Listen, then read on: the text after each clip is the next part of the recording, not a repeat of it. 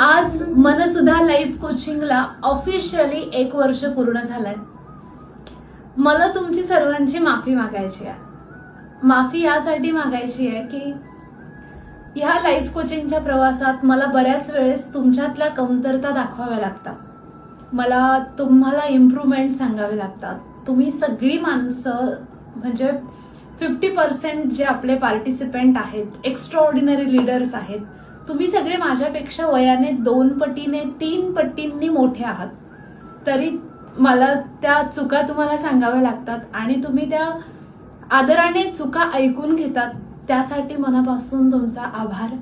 आणि त्या चुका ऐकताना तुमच्या मनाला वाईट वाटत असेल तर त्यासाठी मनापासून तुमचे सॉरी आणि थँक्यू सो मच की तुम्ही सगळ्यांनी विश्वास ठेवला. कारण वर्षभरापूर्वी मनसुधा लाईफ कोचिंग ही एक आयडिया होती, एक नवीन काम होतं.